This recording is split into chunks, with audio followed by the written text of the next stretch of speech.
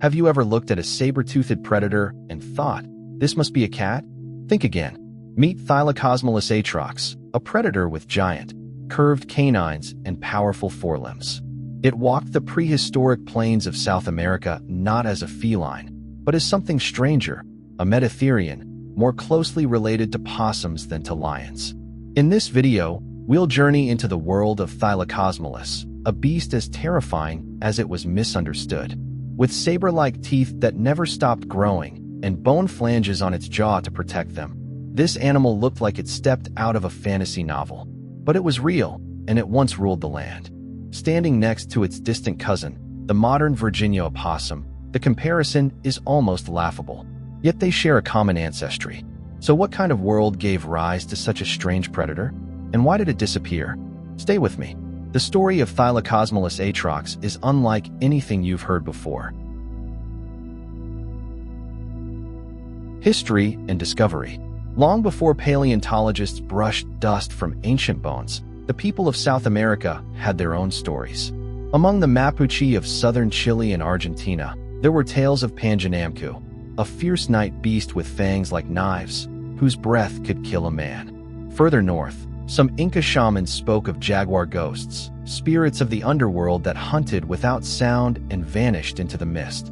They may not have known its name, but these oral traditions may have been faint echoes of a real creature, Thylacosmilus atrox.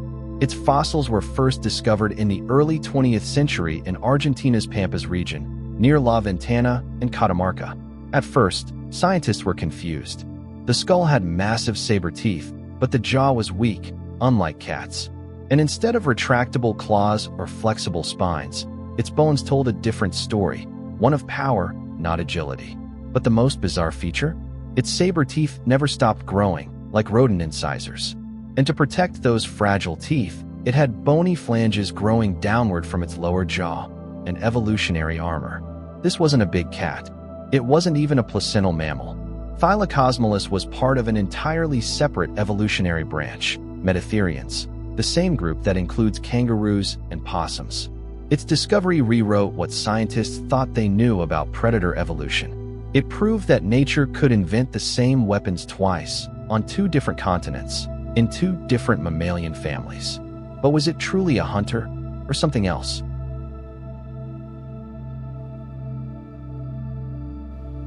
Life and environment.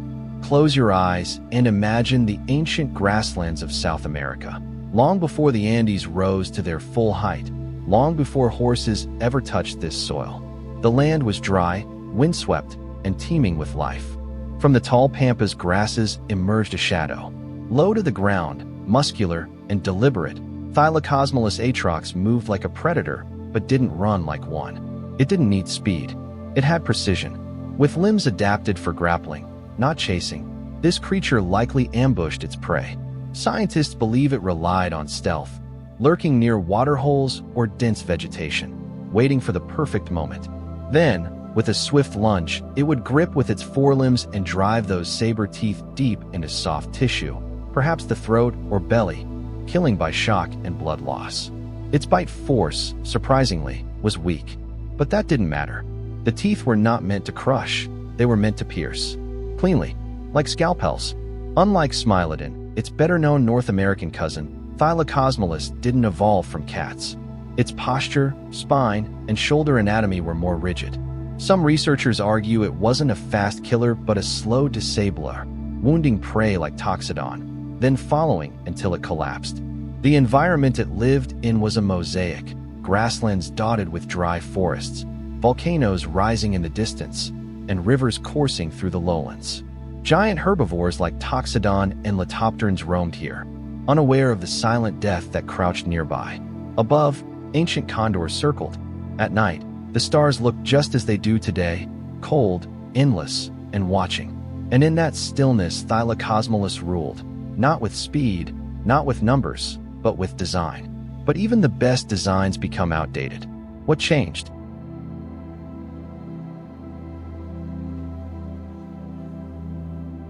Causes of extinction.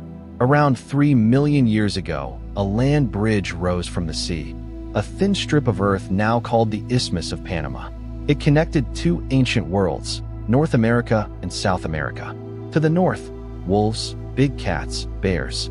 To the south, creatures that had evolved in isolation for millions of years, like Thylacosmilus. This moment in history is known as the Great American Biotic Interchange, and it changed everything.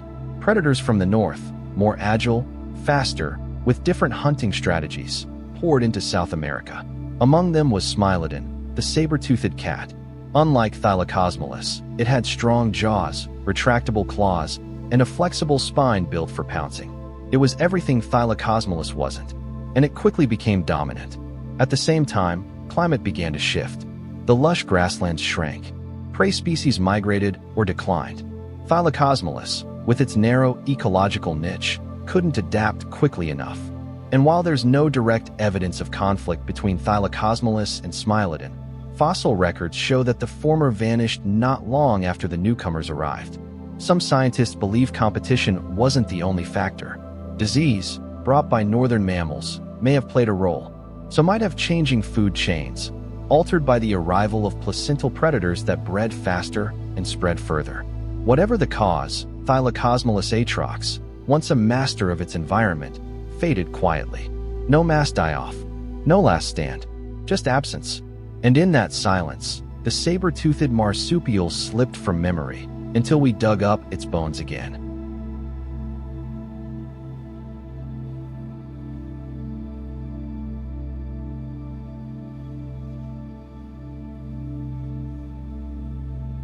Legacy and significance. Though the bones of Thylacosmilus atrox now lie silent in museums, their impact roars across the fields of science. This creature is one of the most striking examples of convergent evolution ever discovered. It evolved massive saber teeth, just like cats of the northern hemisphere, but through an entirely different genetic path. One branch from placental mammals, the other from metatherians. Same weapon, different story. That's the brilliance of Thylacosmilus.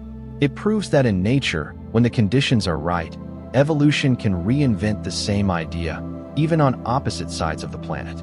Its fossilized skull, with those oversized canines and protective jaw flanges, has become iconic, studied by evolutionary biologists, paleontologists, and even biomechanical engineers. Artists render its silhouette in murals, games, and documentaries. To the world of science, it is a symbol of nature's creativity and of its limits. To indigenous peoples, Thylacosmilus may still linger in spirit. In some Mapuche and Inca oral traditions, stories of sharp-toothed spirits or silent night stalkers persist. Perhaps the animal became myth before it became memory. Today, it reminds us that being unique isn't always enough to survive. That evolution doesn't guarantee endurance, only opportunity. So what does this extinct marsupial teach us? Maybe that survival doesn't favor the weirdest or even the strongest, but the most adaptable. And in the end, the saber-toothed marsupial couldn't change fast enough.